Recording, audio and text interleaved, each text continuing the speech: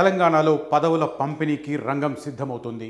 ఒకవైపు నామినేటెడ్ పదవులను భర్తీ చేసేందుకు కసరత్తు కొనసాగిస్తూనే ఇంకొక వైపు క్యాబినెట్ ఎక్స్పాన్షన్కు సంబంధించి క్యాబినెట్ విస్తరణకు సంబంధించి కూడా ముఖ్యమంత్రి రేవంత్ రెడ్డి కసరత్తు చేస్తున్నారు. ఇందులో భాగంగా ఢిల్లీ పర్యటనకు వెళ్ళారు రేవంత్ రెడ్డి. అక్కడ సిడబ్ల్యూసి మీటింగ్ జరిగిన తర్వాత అధిష్టానంతో డిస్కస్ చేసిన తర్వాత తెలంగాణలో క్యాబినెట్ ఎక్స్పాన్షన్కు రంగం సిద్ధమవుతుంది అన్న సంకేతాలు క్లియర్ కట్గా కనిపిస్తున్నాయి. మనందరికీ తెలుసు, తెలంగాణ అసెంబ్లీలో 119 మంది ఎమ్మెల్యేలు ఉంటే అందులో 15% అంటే 18 మందిని క్యాబినెట్లోకి తీసుకునే అవకాశం ఉంది రేవంత్ రెడ్డికి. అయితే తను పదవీ బాధ్యతలు చేపట్టిన రోజే 12 మంది మంత్రులను ఆయన తీసుకున్నారు. ఇంకా 6 బెర్తులు ఖాళీగా ఉన్నాయి. అయితే కొన్ని జిల్లాలకు ప్రాతినిధ్యం ఎక్కువగా దక్కింది, కొన్ని జిల్లాలకు ప్రాతినిధ్యం తక్కువ స్థాయిలో ఉంది, కొన్ని జిల్లాలకు అసలే లేని పరిస్థితి. ఈ నేపథ్యంలో ఎవరెవరికి క్యాబినెట్లు బెర్తులు దక్కుతాయి అన్న చర్చ కొనసాగుతుంది. సామాజిక సమీకరణలు కావచ్చు, అదే రకంగా ఉమ్మడి జిల్లాల ప్రాతిపదికన ప్రతి జిల్లాకు ప్రాతినిధ్యం కల్పించడం కావచ్చు,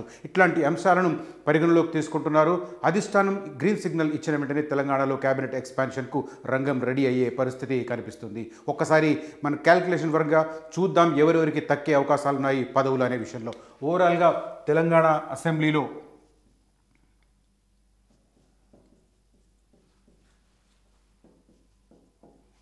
119 ఎమ్మెల్యేలుంటే మొత్తం 15% క్యాల్కులేట్ చేసుకుంటాం మనం. 18 మంది మినిస్టర్స్ ఛాన్స్ ఉంది.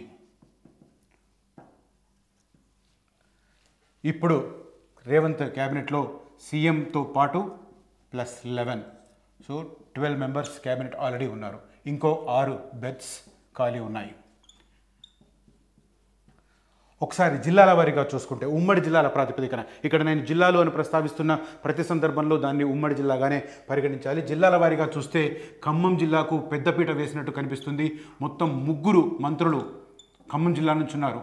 ఒకరు డిప్యూటీ సీఎం మల్లు భట్టి విక్రమార్క మధిర నుంచి ఎమ్మెల్యేగా ఉన్నారు. ఆ తర్వాత పొంగులేటి శ్రీనివాసరెడ్డి, అదే రకంగా మాజీ సీనియర్ నాయకుడు తుమ్మల నాగేశ్వరరావు. 3 మంత్రి పదవులు ఇప్పటికే ఖమ్మంకు దక్కిన పరిస్థితి. ఆ తర్వాత సీఎం రేవంత్ రెడ్డి ప్రాతినిధ్యం వహిస్తున్న జిల్లాకి వెళితే మహబూబ్ నగర్ నుంచి 2 ఉన్నారు. ఒకరు సీఎం రేవంత్, అదే రకంగా జూపల్లి కృష్ణారావు. ఆ తర్వాత ప్రియారిటీ మనకు నల్గొండ జిల్లాకు కనిపిస్తుంది. నల్గొండ నుంచి 2 మంత్రులు ఉన్నారు, కోమటిరెడ్డి వెంకటరెడ్డి అండ్ ఉత్తమ్ కుమార్ రెడ్డి. ఇక మెదక్ విషయానికి వస్తే గతంలో వైఎస్ రాజశేఖర రెడ్డి హయాంలో డిప్యూటీ సీఎంగా పనిచేసిన దామోదర్ రాజనరసింహ ఉన్నారు. ఆందోళన నుంచి ఆయన ఎమ్మెల్యేగా ప్రాతినిధ్యం వహిస్తున్నారు. తర్వాత మనం కరీంనగర్కు వెళితే కరీంనగర్లో 2 మంత్రులు ఉన్నారు. 2 దుద్దిల్ల శ్రీధర్ బాబు, అదే రకంగా ప్రభాకర్. వీళ్ళిద్దరూ కరీంనగర్ నుంచి కనిపిస్తున్నారు. ఇక వరంగల్కు వెళితే వరంగల్ నుంచి 2 మంత్రులు ఉన్నారు. ఒకరు సీతక్క, ఇంకొకరు కొండా సురేఖ.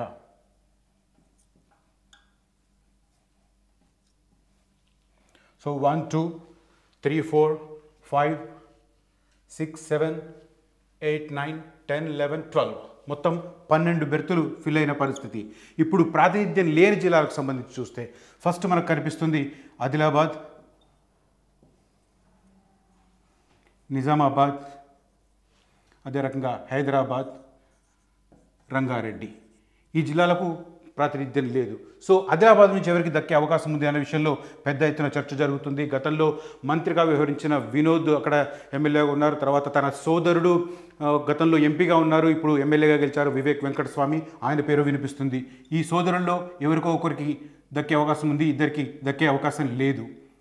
కాబట్టి ఈ 2లో రేవంత్ రెడ్డి ఎవరిని ఎంచుకుంటారు అంటే ఇప్పుడు ప్రబలంగా వినిపిస్తున్న పేరు వివేక్ పేరే వినిపిస్తుంది. అయితే ఇక్కడ ఆయనకు మైనస్ పాయింట్ ఏంటంటే ఆయన కొడుకు ఇటీవల పెద్దపల్లి ఎంపీ టికెట్ కూడా ఇచ్చారు. సో ఒకే కుటుంబానికి ఇన్ని స్థాయిలో పదవులు దక్కుతాయా అనే విషయంలో కొంత ఆయనకు నెగిటివ్గా మారే అవకాశం ఉంది. దీంట్లో ఈ ఆప్షన్లో వినోద్ ఎంచుకుంటారా, వివేక్ ఎంచుకుంటారా అనేది రేవంత్ రెడ్డి వ్యూహం ఆధారాన్ని బట్టి మనం చూసుకోవచ్చు. అదే రకంగా ఉమ్మడి ఆదిలాబాద్ జిల్లాకు సంబంధించి చూస్తే ఇంకో సీనియర్ నాయకుడు ప్రేమ్ సాగర్ రావు కూడా ఉన్నారు. ఆయన కూడా అవకాశాలు దక్కుతాయి అన్న చర్చ కూడా జరుగుతుంది. అయితే ఇక్కడ ఆదిలాబాద్ విషయంలో ఇంకొక లాజిక్ని చెప్పుకోవాలి. మనకు ఆల్రెడీ వరంగల్ నుంచి ఎస్టీ సామాజిక వర్గానికి చెందిన సీతక్క ఉన్నారు. సో సీతక్క టీపీసీసీ ప్రెసిడెంట్ కావచ్చు అన్న చర్చలు జరుగుతున్నాయి. ఆమె తెలుగుదేశం పార్టీ నుంచి రేవంత్ రెడ్డితో కలిసి కాంగ్రెస్ పార్టీలోకి చేరారు. పీసీసీ మధ్య పీసీసీకి అదే రకంగా సీఎంకు మధ్య ఒక సమన్వయం ఉండాలంటే అతనికి బాగా సన్నిహితురాలైన సీతక్క ఉండాలి అన్న అంచనాలు కూడా వినిపిస్తున్నాయి. ఒకవేళ టీపీసీసీ ప్రెసిడెన్సీ పదవి కనుక సీతక్కకు దక్కితే అప్పుడు ఎస్టీ కోటాలో ఆదిలాబాద్ జిల్లా నుంచి ఉన్న తొలిసార్లు ఎన్నికైన వెడమ బుజ్జుకు కూడా ఛాన్స్ ఉంది. ఈయన ఖానాపూర్ నుంచి ఎమ్మెల్యేగా ఉన్నారు. సో ఆయనకు ఒకవేళ సీతక్కను టీపీసీసీ ప్రెసిడెంట్ పదవి దక్కితే అప్పుడు ఎస్టీలను అకామిడేట్ చేయాలి కాబట్టి లక్కీగా విడమ బొజ్జుకు దక్కే ఛాన్స్ కనిపిస్తుంది ఆదిలాబాద్ ఉమ్మడి ఆదిలాబాద్ జిల్లాకు సంబంధించి చూస్తే. ఇక నిజామాబాద్ విషయానికి వెళ్దాం ఒకసారి. నిజామాబాద్లో సీనియర్ నాయకుడు సుదర్శన్ రెడ్డి బోధన్ ఎమ్మెల్యేగా ఉన్నారు. ఈయనకే 80% ఛాన్సెస్ ఈయనకే మంత్రి పదవి దక్కే అవకాశం ఉంది. ఈయనకొకటి మైనస్ పాయింట్ ఏంటంటే ఆల్రెడీ క్యాబినెట్లో రెడ్డి సామాజిక వర్గానికి పెద్దపీట వేసిన పరిస్థితి కాబట్టి ఆ ఒక్క అంశం ఆయనకు మైనస్ పాయింట్ అయ్యే అవకాశం కనిపిస్తుంది. లేకపోతే ఈయనకే 80% క్యాబినెట్ పదవి నిజామాబాద్ జిల్లా నుంచి దక్కే అవకాశం ఉంది. ఒకవేళ సుదర్శన్ రెడ్డి కనుక దక్కకపోతే నెక్స్ట్ ఎల్లారెడ్డి శాసనసభ్యునిగా ఉన్న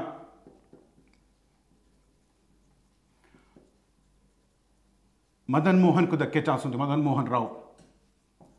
సో వెలమ సామాజిక వర్గానికి సంబంధించి ఈయనకు మైనస్ పాయింట్ ఏంటంటే ఆల్రెడీ మహబూబ్ నగర్ నుంచి అదే సామాజిక వర్గానికి చెందిన జూపల్లి మంత్రివర్గంలో ఉన్నారు. సో వెలమ సామాజిక వర్గం అనేది చాలా లిమిటెడ్గా ఉన్న ప్లేస్ కాబట్టి జనాభా పరంగా సో ఆ యాంగిల్లో కనుక ఆలోచిస్తే ఆల్రెడీ జూపల్లి ఉన్నాడు కాబట్టి అది మదన్ మోహన్ రావుకు మైనస్ పాయింట్ అయ్యే అవకాశం ఉంది.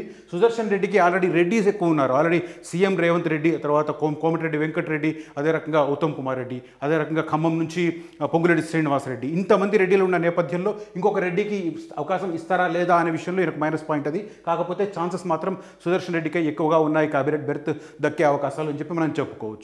ఇక ఆదిలాబాద్ నిజామాబాద్ తర్వాత ప్రాతినిధ్యం లేని జిల్లాలకు సంబంధించి చూస్తే మనం ఇందాక చెప్పుకున్నాం హైదరాబాద్, రంగారెడ్డి జిల్లాలు.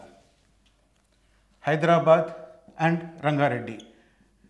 అయితే రంగారెడ్డి జిల్లాలో కాంగ్రెస్ తరపున ఎమ్మెల్యేలుగా గెలిచిన వారు ఉన్నారు కాబట్టి ఇక్కడ ఎవరికో ఒకరికి ఛాన్స్ దక్కే అవకాశం ఉంది. కానీ హైదరాబాద్ డిస్ట్రిక్ట్లో ఒక్క ఎమ్మెల్యే కూడా కాంగ్రెస్ పార్టీకి లేడు. ఇటీవల బీఆర్ఎస్ తరపున గెలిచిన దానం నాగేందర్ కాంగ్రెస్ పార్టీలో చేరారు. ఆయనకు మరి అవకాశం దక్కుతుందా లేదా అనేది మాత్రం వేచి చూడాలి. ఓవరాల్గా రంగారెడ్డి జిల్లా నుంచి మాత్రం మల్రెడ్డి రంగారెడ్డి పేరు వినిపిస్తుంది. ఇబ్రాహీంపట్నం ఎమ్మెల్యే ఈయన పేరు బలంగా వినిపిస్తుంది. అగైన్ ఈయనకు మైనస్ పాయింట్ రెడ్డి సామాజిక వర్గానికి చెంది ఉండడం. సో 18 మంది మంత్రులు ఉంటే అందులో ఆల్రెడీ 4 ఉన్నారు ఇప్పుడు రెడ్డి సామాజిక వర్గానికి సంబంధించిన వాళ్ళు.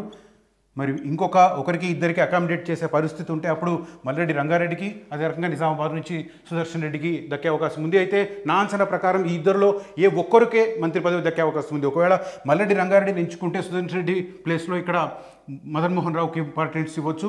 ఒకవేళ సుదర్శన్ రెడ్డిని ఎంచుకుంటే మల్రెడ్డి రంగారెడ్డికి ఇక్కడ అవకాశం పోయి ఈ జిల్లా నుంచి ప్రాతినిధ్యం వహిస్తున్న బీసీ ఎమ్మెల్యేకి ఎవరికన్నా అవకాశం దక్కే అవకాశం ఉంది. ఇక హైదరాబాద్ మాత్రం చాలా క్రూషియల్. హైదరాబాద్ మాత్రం ఎవరైతే బీఆర్ఎస్ పార్టీకి సంబంధించి ఎక్కువ మంది ఎమ్మెల్యేలు గెలిచారు మరి వారి నుంచి ఇప్పుడు ఈ మధ్య మనం స్టేట్మెంట్ కూడా చూసాం. నిన్న దానం నాగేందర్ ఎవరైతే బీఆర్ఎస్ పార్టీలో తరపున ఖైరతాబాద్ ఎమ్మెల్యేగా గెలిచి ఆ తర్వాత కాంగ్రెస్ పార్టీలో చేరి మొన్న సికింద్రాబాద్ లోక్సభ అభ్యర్థిగా కాంగ్రెస్ పార్టీ తరపున బరిలోకి దిగి ఓటమి పాలయ్యారు. ఆయన నిన్న ఒక స్టేట్మెంట్ ఇచ్చారు బీఆర్ఎస్ పార్టీకి సంబంధించి. అక్కడ మీ ఆత్మ ప్రబోధానుసారం నడుచుకోండి అని చెప్పి మొన్న రేవంత్ రెడ్డి చెప్పారు. నిన్న దానం నాగేందర్ చెప్పడం ఏంటంటే అక్కడ తలదించుకొని బతికే కంటే కాంగ్రెస్ పార్టీలోకి వచ్చి తల ఎత్తుకొని బతకండి అని చెప్పి బీఆర్ఎస్ పార్టీ తరపున అసెంబ్లీకి ఎన్నికైన ఎమ్మెల్యేలకు ఆయన పిలుపునిచ్చారు. ఒకవైపు సీఎం రేవంత్ రెడ్డి చెప్తున్నారు మీరు అక్కడ ఆత్మ ప్రమోదానుసారం ఉండాలి. ఎందుకంటే మొన్నటి లోక్సభ ఎన్నికల్లో బీఆర్ఎస్కి సంబంధించిన ఓటు బ్యాంకునంతా బీజేపీకి తరలించి ఒక రకంగా మిమ్మల్ని అందరినీ అవమానపరిచింది, ఎమ్మెల్యేలందరినీ కేసీఆర్ కుటుంబం అవమానపరిచింది అని చెప్పి రేవంత్ రెడ్డి మొన్న కామెంట్ చేశారు.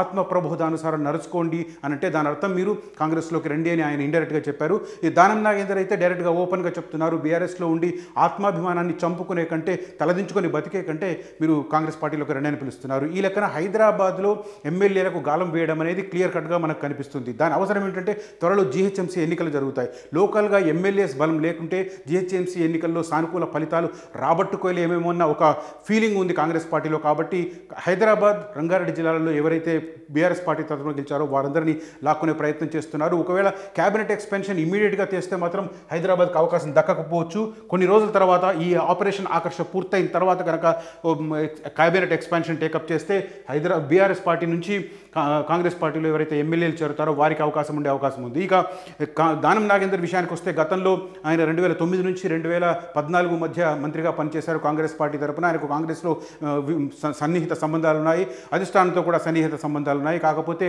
ఆయన బీఆర్ఎస్ పార్టీకి వెళ్ళి మళ్ళీ వచ్చారు కాబట్టి అదొకటి నెగిటివ్ కావచ్చు. ఓవరాల్గా చూస్తే హైదరాబాద్ నుంచి మంత్రి పదవి దక్కే వారిలో చూస్తే ప్రధానమైన పేరు మనం దానం నాగేందర్ పేరు చెప్పుకోవచ్చు. అయితే ఇంకా బీఆర్ఎస్ పార్టీ ఎమ్మెల్యేలు ఉన్నారు, వాళ్ళలో చేరితే సామాజిక సమీకరణాల ఆధారంగా ఇంకొంతమందికి అవకాశాలు దక్కే ఉంది. ఓవరాల్గా 6 బెర్తులకు సంబంధించి చూస్తే మనకు ఆదిలాబాద్ క్లారిటీ ఉంది, నిజామాబాద్ క్లారిటీ ఉంది, రంగారెడ్డి క్లారిటీ ఉంది. ఒక హైదరాబాద్ విషయంలోనే ఇంకా మీమాంస కొనసాగుతుంది. కాబట్టి ఇమ్మీడియట్గా క్యాబినెట్ ఎక్స్పాన్షన్ చేపడితే హైదరాబాద్ జిల్లాకు అవకాశాలు ఉండకపోవచ్చు. అదే సమయంలో కొంతకాలం తర్వాత ఈ ఆపరేషన్ ఆకర్ష పూర్తయిన తర్వాత కనుక ఎక్స్పాన్షన్ చేపడితే అప్పుడు హైదరాబాద్ కూడా క్యాబినెట్ బెర్త్ దక్కే అవకాశాలు కనిపిస్తున్నాయి.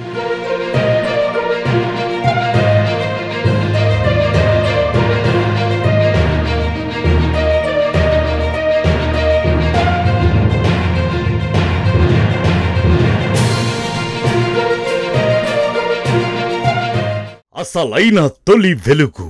ఫాలో వాట్సాప్ @తొలి వెలుగు official.